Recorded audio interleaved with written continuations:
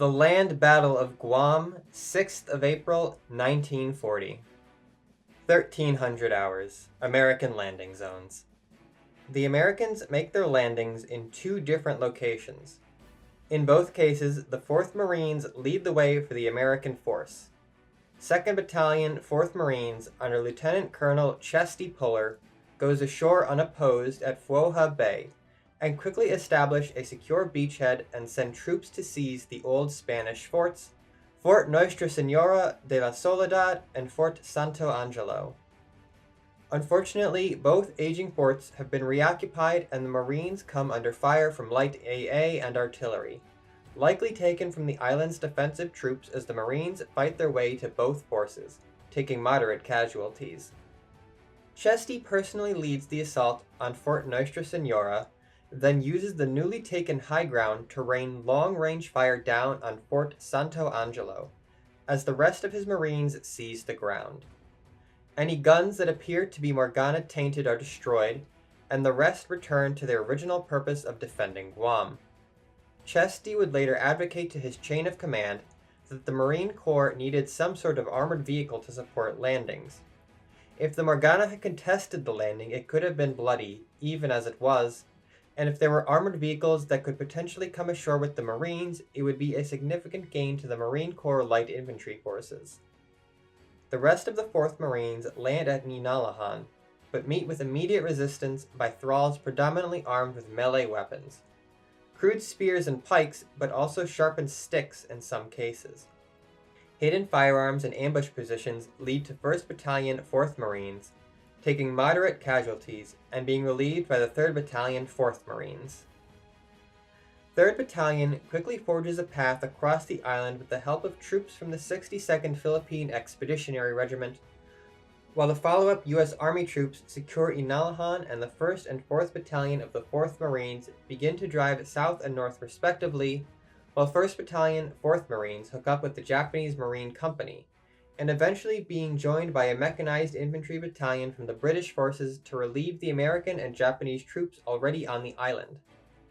The American and Japanese Marines report ready for duty and the Japanese troops move up to the north to reinforce 3rd Battalion en route to Opera Harbor to link up with the main Japanese and British forces. Japanese landing zone. The first two landing craft out of Shinshu Maru head south to reinforce the IJN personnel on the island. And while that goes smoothly, there's some difficulty landing troops at Opera Harbor.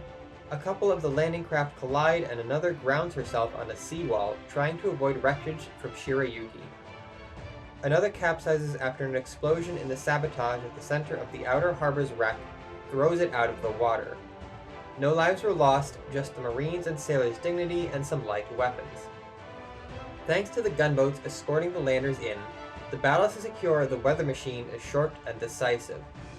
The initial anti-submarine warfare sweep seems to go well, with a few submarines killed or chased off, but a particularly crafty Starvation slips the net and gets a few torpedoes off at Shinshu Maru. One of her AA guns swivels to just beyond its maximum depression, and the ship leans toward the water slightly before the weapon seemingly fires itself, unloading 20mm rounds and blasting all the torpedoes out of the water.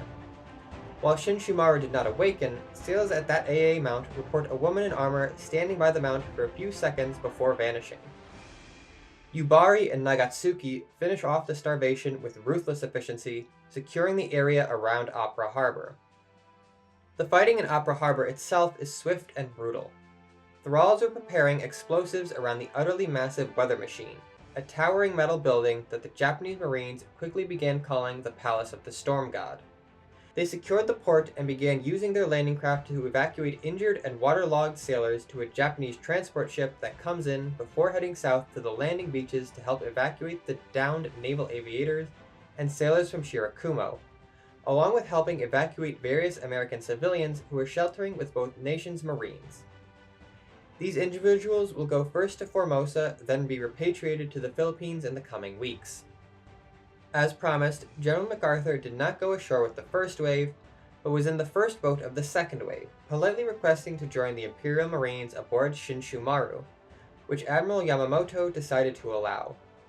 With a small bodyguard of American Army infantry, Mac stepped ashore on Guam, smoking his pipe and swaggering towards the palace of the storm god and giving the thing a firm kick. The watching enlisted Japanese Marines and sailors greatly appreciated this show of disrespect for the enemy, and more than a few would imitate the American general in the coming hours. Mac then toured the initial lines, much to the aggravation of Lieutenant Armstrong commanding his security detail, and a mix of emotions for the IJMC Marines. It was exciting to have such a senior officer come that far forward, all the more so when Mac drew his pistol and helped repel an ambush, getting 3 shots off and scoring 1 kill, before Lieutenant Armstrong managed to wrestle him behind cover. But no one wanted to be nearby if the enemy actually managed to harm General MacArthur either.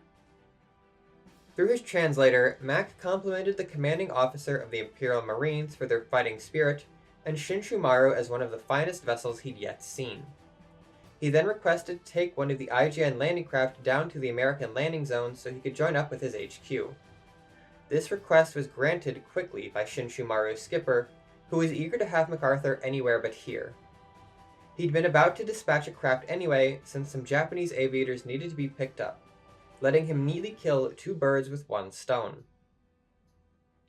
General MacArthur finally arrived at Ninalahan intact and long after it had been fully secured, much to Colonel Peck's deep relief. MacArthur insisted on touring the defensive lines around the American landing zone, and speaking to the Marines and soldiers on the lines relieved Colonel Peck of his relief in a hurry, leading him to double MacArthur's security detail.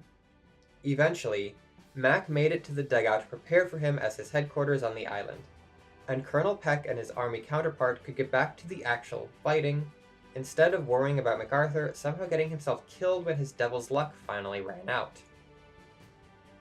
In the south, the Japanese relief company for the IJMC, already ashore, quickly made their way to their fellows, bringing with them a tanto from His Imperial Majesty and a warrant for immediate promotion to Lieutenant Commander for Masao Takahashi.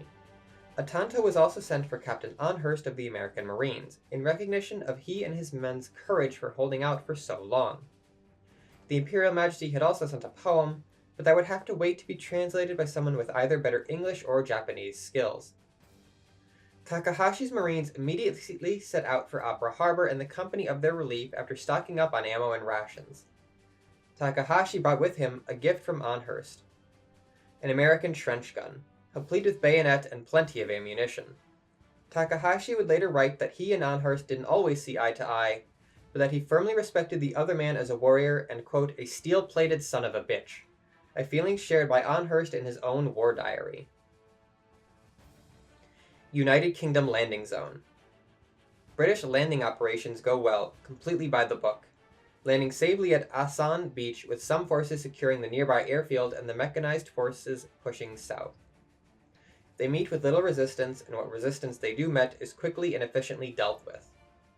The newly awoken HMS Duchess ignores her injuries and manages to take out a Morgana submarine, likely a Venom, that was stalking the landing fleet, with support from a few others of the Dogs of War. The D-class ships would hunt down a half-dozen more submarines in the following hours, suggesting Jorogumo's strategy had been to save her submarines to attempt to hit the vulnerable transports.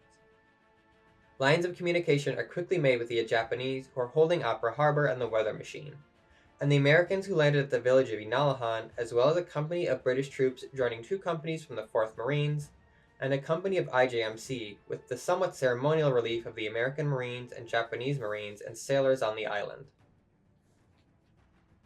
1600 hours. American positions.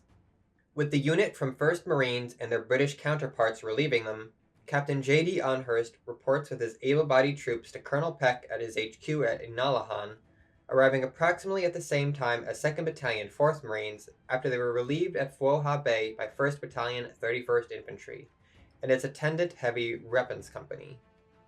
With all his wounded evacuated, Anhurst is left with around a company and a half's worth of Marines who are still combat effective. They are resupplied and fed and added to Chesty Puller's 2nd Battalion 4th Marines as a provisional and heavy 5th Company, but not before Anhurst is promoted to Major by Colonel Peck by orders of the President, with the note that other decorations and awards for all the Marines of Anhurst's units and plenty of the sailors would follow. Spirits buoyed, the newly reinforced 2nd Battalion 4th Marines gets ready to head out again, but not before Chesty splits off some of Amherst's extra manpower, providing 2nd Battalion 4th's other companies with some experts at fighting thralls and navigating the local terrain. 2nd Battalion 4th quickly catches up with 1st Battalion 4th and 4th Battalion 4th and the Philippine Scouts of the 62nd, just in time for the Morgana to set off the mother of all ambushes. With reports on the radio of trouble at sea, there's no immediate naval gunfire, but some air support is able to peel off as Morgana thralls pour out of the jungles. Many have weapons of all designs and descriptions, but in their numbers, the Marines and Philippine Scouts could easily have been overwhelmed. From what Major Amherst can hear on his radio over the din of battle, there is contact across the entire island, with a major push being made at the British-held airfield.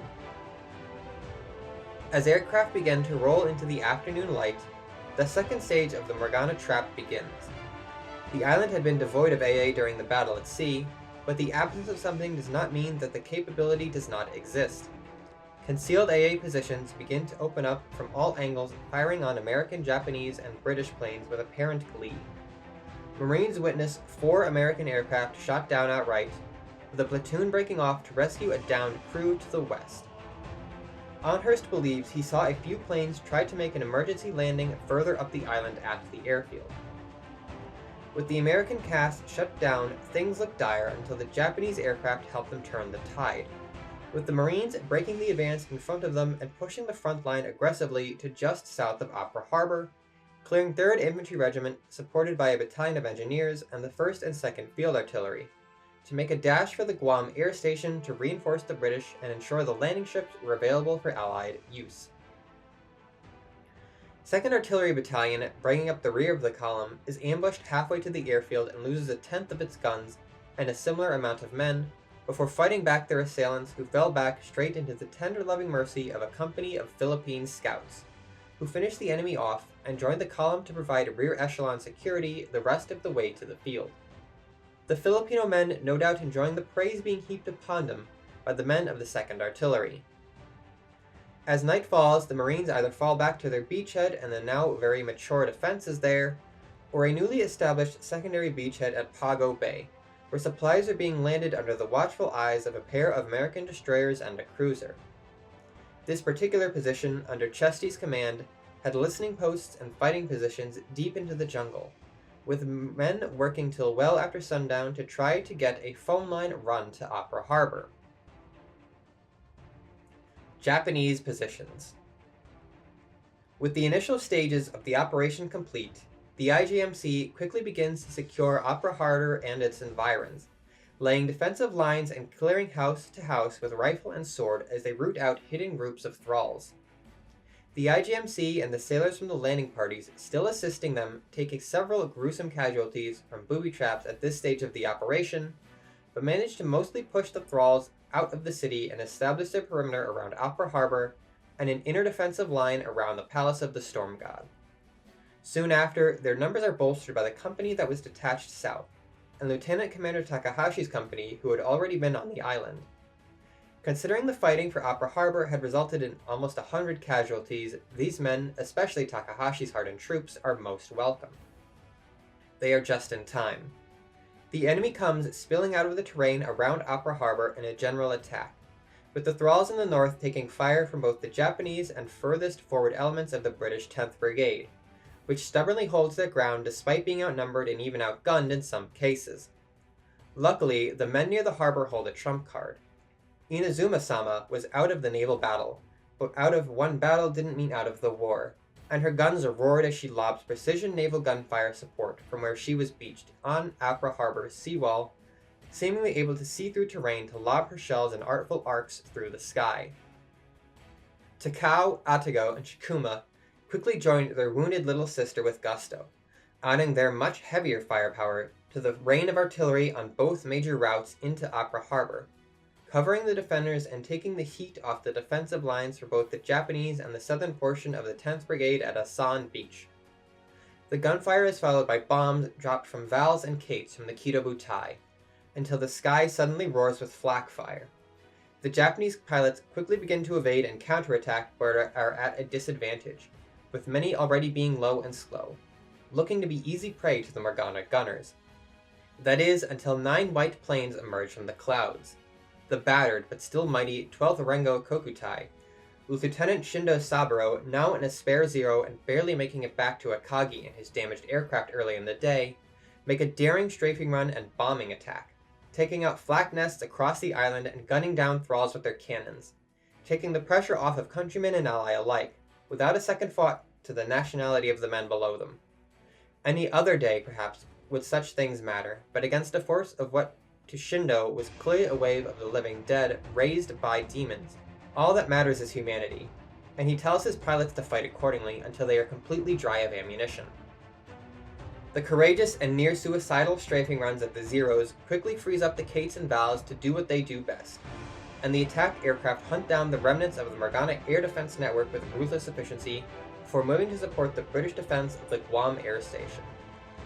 At sea, a pair of minesweepers clear Opera Harbor of any sea mines, with one minesweeper taking damage from an unexploded Morgana torpedo that was in the shallow part of the inner harbor that they got a bit too close to. No casualties. When at last the assault abates, that leaves the Japanese with one major problem remaining. No one could get into the palace of the Storm God. The main door is a smooth piece of steel so far as anyone could tell, but while they puzzled over the nature of accessing the damned and cursed contraption, one man points out that the weather was clearing up. What that could mean and why it's happening is a mystery for another day. United Kingdom positions. The British force sends its Landai Kotal Brigade north, up the island, starting its process of securing and reconnoitering the untouched northern portion of Guam. It's slow going for the Brigadier Goddard's Sikhs and Punjabs, but the men make a good accounting of themselves, and several Indian enlisted men are picked out for decoration and to be mentioned in dispatches for courage and gallantry under fire. All the better when they make contact with their first pocket of Guam locals. A mix of native islanders and American imports that had gone to ground and managed to hide out contacted the men of the 2nd Sikhs under Lieutenant Colonel A.E. Cumming, who quickly got an escort together and got them headed back towards the British beachhead at Asan Beach. Meanwhile, the Gurkhas at the air station notice more and more probing attacks, and the 10th Brigade see more and more activity as the mobile units push deep into the center of the island, rescuing a few survivors and fighting any demons that could be fought. The Gurkha warriors in particular relishing close-to-close combat, using their kukri fighting knives with relish and gusto. The blades had been blessed by holy men before they had departed for this duty, and the Gurkhas believed that their spiritual potency would slay the demons as much as the steel itself. No one ever really got a chance to check if the blessing or the blade itself was more effective. Few are the individuals who survive more than a few seconds at knife fighting range with a Gurkha, and across the island the small men with the big knives quickly make a reputation for themselves as a ferocious warriors to whoever fought by their side or near them. They found eager allies in the American Marines, who also liked to fight, and liked to fight up close and personal at that. A few Marines would end up with kukris by the end of the battle, and it seemed that certain the blades would proliferate extensively through the 4th Marines. When the Morgana counterattack comes, it's mostly focused on the airfield, held by the Gurkhas of the 1st Indian Brigade under Brigadier King. Unfortunately for the thralls, they're attacking Gurkhas, and a single Gurkha is worth at least 10 of the poor, twisted beings that had once been human before them. Unfortunately for the Gurkhas, though, the enemy had in fact brought enough thralls to at least somewhat counter their inherent combat advantage. Air support is called for, and swordfish armed with bombs quickly fly in from HMS Eagle offshore. That, unfortunately, triggers a part of the enemy's trap, and concealed AA positions manage to reap a bloody toll for the swordfish squadrons, destroying 5 of the plucky little biplanes outright, and damaging pretty much every aircraft in the sky before Japanese air power can make it in from the carriers and even the odds. Luckily, the most damage of the swordfish, along with several American aircraft hot on their tails, managed to make emergency landings at the air station, and 1st Brigade is reinforced by the American 3rd Infantry Regiment just in the nick of time. They're even kind enough to bring 2 battalions of artillery. The Gurkhas all agree this was an excellent display of good manners by the Americans, and before long, some of the American howitzers are emplaced and 105mm shells are being hurled into the nearby jungle and to support the Landai Kotal Brigade in the north.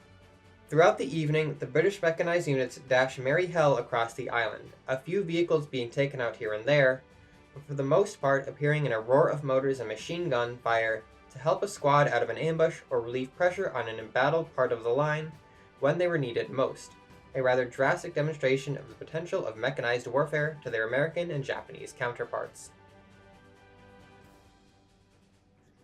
1900 hours. As night fell and the Marines and soldiers dug in for the evening, things began to get more dire in some parts of the island. HMS Barham maneuvered in close on the far side of the island and quickly put her 15-inch guns to work supporting British and colonial soldiers who would mark targets by signal flare and occasionally lighting small fires, before fleeing the inevitable salvo of 15-inch shells or a withering hail of iron from a broadside's worth of Barham's 6-inch guns for really up-close and personal work as the thralls started to come out en masse. The lines around the airfield are tested 3 times before the wave of thralls break and move back into the jungle, breaking around the American and British-held fortifications like water around a stone. While the Gurkhas give chase alongside a few companies from the Philippine Scouts, merrily carving their way through jungle and thrall alike in the darkness, it's not enough and the bulk of the enemy's force vanishes, if indeed they were at the airfield at all. Barham stayed on duty the rest of the night, moving up and down the far side of the island, hammering anything that looked vaguely odd or in response to a call for support from soldiers and Marines on the island. This also means a busy night for her escorts, who spend the night hunting Morgana submarines to avoid anyone taking advantage of Barham while she's in a relatively delicate position with little room to maneuver. Barham's crew would remain at battle stations for just shy of 20 hours by the time they secured the next morning, and the ship as a whole would receive a battle honor for their courageous and trying act. This mark of respect would include decorations for Barham's captain and gunnery officer, and a few more decorations along that line of authority when it was confirmed that Barham had dealt no accidental damage to friendly forces the whole evening.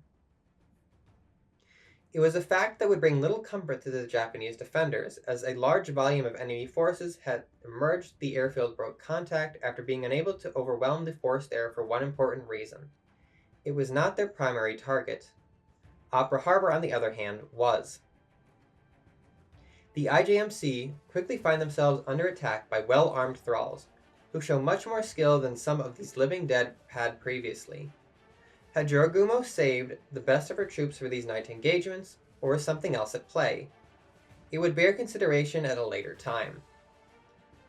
Fighting back the enemy from their lines is more important. 3 times the thralls rush Japanese lines, and 3 times the Marines throw them back by gun, grenade, and sword. Lieutenant Commander Takahashi remained on the front lines to the north of Opera Harbor, his new shotgun roaring with fury as he led a savage counterattack. It's not enough to win the day by itself, however. At approximately 2100 hours, a thrall carrying a large load of explosives raced out of the darkness and into the middle of the southern defensive lines at Opera Harbor, before detonating itself, blowing a massive hole in the Japanese lines. Thralls start to pour through like a tidal wave of necrotic flesh and misery, pushing back the Japanese between them and their objective, the Palace of the Storm God. Whatever they want with it, the Japanese Marines are determined to ensure they don't get it, and considering the sheer volume of explosives many of the thralls carry, whatever they want with the Palace of the Storm God doesn't seem like it would be particularly healthy for the forces now on the island of Guam. Thankfully for the IJMC troops there, they have a guardian spirit looking out for them as they desperately try to throw the thralls back out of Opera Harbor. The sounds of gunfire and explosions from Opera Harbor reach out to where Hatsuharu is patrolling after some minor patchwork and some well-deserved rest after the ship's earlier bout of dashing heroics. It had been a very long day, and it clearly isn't over yet. The watch officer quickly wakes his skipper up. "Concho Dono, there's trouble in our port!" What's going on?"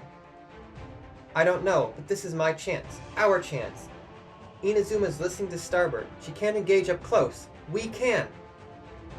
A female voice neither man recognizes echoes through the room, and then the lights come up and the battle station's alarm blare, even as the engines begin to rev up. "Come on! To the bridge, gentlemen! I'm not letting those Marines down!"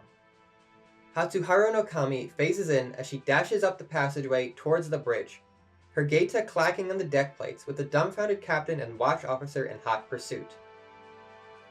By the time Hatsuharu makes the mouth of Opera Harbor, she's doing 15 knots, something that alarms the captain. "All stop! No! Hatsuharu himself calls. Trust me, I can do this. I can do this. On my command, full reverse. It'll be hard on my engines, but I can take it. Come on. Get the machine guns on the port side manned and get the sailors moving the starboard machine guns that can be moved over. We're gonna need every gun we can get. Gunnery officer, all turrets to port. Prepare to fire. Don't worry about the directors. I'll lay the guns. Helmsman, when I give the signal, let go of the wheel and step back or you'll be badly hurt. Ready starboard anchor. Then get a man out there with the tools to cut the chain. It was all happening far too fast for Hatsuharu's crew. They had no choice but to fall in with their kami's orders. Away starboard anchor! All reverse helmsmen, stand clear! Hatsuharu's anchor plunges into the depths of Opera Harbor, reaching out for the seabed, and instead finding purchase on the hulk of a sabotage who had impersonated Jorogumo early in the day after the Kongo sisters had laid her low with ruthless efficiency. The sailors all breathe for a second, before suddenly the chain goes taut, and Hatsuharu's hull retches around in a way that a modern battleship was never designed to, bringing her port broadside into action in the blink of an eye. Club hauling, a trick straight out of the Age of Sail. Cut that anchor chain, engines all stopped. Aft gunners, keep putting shells into the beach until it's glowing or we run out of shells. We have to stop the thralls advancing and let the Marines reform their lines. All guns, open fire! Opera Harbor erupts with the sounds of machine gun and cannon fire, from the deeper 12.7mm to whatever AA guns could be depressed enough to be brought into action against the thralls. Some of the sailors, bereft of anything to do, even got a petty officer to break open the armory and join the fight to aid their countrymen with rifle fire.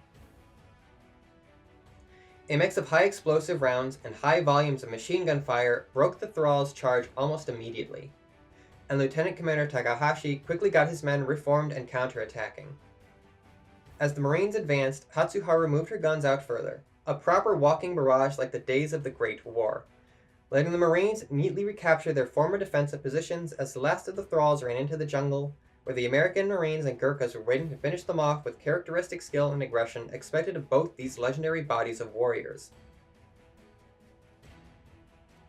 Guam finally fell silent, with the occasional rifle shot or burst of automatic weapons fire signaling cleanup operations were continuing. The weather machine, the Palace of the Storm God, fell silent at last, its energy seemingly draining away into nothingness as the baleful glow it had been emanating waves into darkness once again. Of the Marines and soldiers who went ashore at Guam, most would return home, with a few thousand casualties spread across each force more or less evenly until the entire company of IJMC that had been killed by the suicide bomber at the start of the final Morgana assault on Opera Harbor fell. The majority of these casualties were walking wounded and would be combat ready in a matter of weeks. The dead were laid to rest in a joint ceremony overlooking Opera Harbor, with General MacArthur presiding, as three national ensigns flew next to each other in the gentle winds of dawn on Guam, and a sea of regimental and battalion standards fluttered in the breeze. Whatever came next, whatever happened next, this act of mourning was a moment of unity and brotherhood among the warriors who had liberated Guam from Jorogumo's icy grasp. What then of the civilians who had been on Guam? The pre-war population had been at least 22,000 strong per the last census.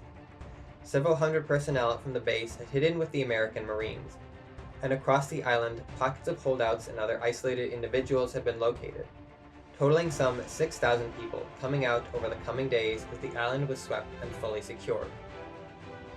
Approximately 30% of the island's pre-invasion population had survived the occupation. American rule may have been restored, but Guam's troubles were far from over. On the plus side, this gave the Japanese some degree of hope for their islands further up the Marianas Island chain. They need to investigate quickly and see if there were survivors to rescue there as well. There were also numerous lessons to learn from the first major joint amphibious operation since the Great War. The Japanese Daihatsu landing craft were impressed to everyone who saw them, and made both the American Marines and soldiers present in particular question how effective their older style landing craft were compared to the bow gate design by comparison. The appropriate amount and allocation of firepower in the face of numbers also got many minds thinking about how the infantry is armed and what is necessary for a modern war.